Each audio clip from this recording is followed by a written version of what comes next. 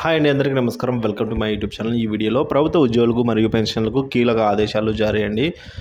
So డిఏలతో పాటు ఈ రాయితీలు అయితే పెంపు. సో ఏ రాయితీలు, ఏం కథ అన్న పూర్తి విషయాలు అయితే ఈ వీడియోలో తెలుస్తున్నాం. వీడియో ఎక్కడికైనా స్కిప్ చేయకుండా ఎండ్ వరకు చూసినట్లయితే పూర్తి ఇన్ఫర్మేషన్ అర్థమవుతుంది. అలాగే వీడియో నచ్చినట్లయితే ఒక లైక్ చేయండి. సబ్స్క్రైబ్ చేసుకున్నట్లయితే మన ఛానల్ సబ్స్క్రైబ్ చేసుకున్న ద్వారా నేను చేసే ప్రతి ఒక్క వీడియో మీ వరకు రీచ్ అవుతుంది. ఇంకా ఆలస్యం చేయకుండా వివరాలకైతే వెళ్ళిపోదాం. కేంద్ర ప్రభుత్వ ఉద్యోగుల పిల్లల విద్యాభత్యం పరిమితికైతే సవరణ జరిగింది.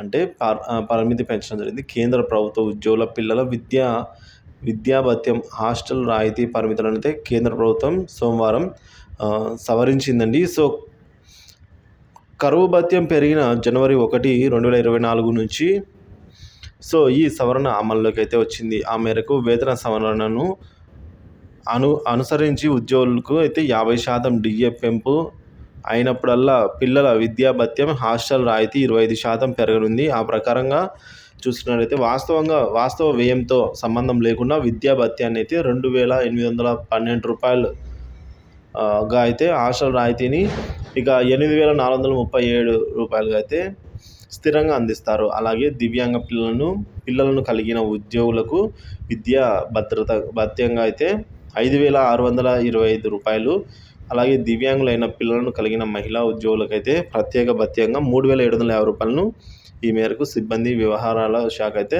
వెల్లడించింది. సో ఇది ఒక గుడ్ న్యూస్ అని అయితే చెప్పుకోవచ్చండి. ఎవరైతే పిల్లలు ఉన్నారో కేంద్ర ప్రభుత్వ ఉద్యోగులకు సంబంధించి పిల్లలు, సో వారికైతే హాస్టల్ రాయితీ, అలాగే విద్యకు సంబంధించిన ఈ విధంగా అయితే ఇవ్వడం జరుగుతుంది. కేంద్ర ప్రభుత్వ ఉద్యోగులకు రాయితీని అయితే ముఖ్యంగా ₹8,437 స్థిరంగా అయితే అందిస్తారండి.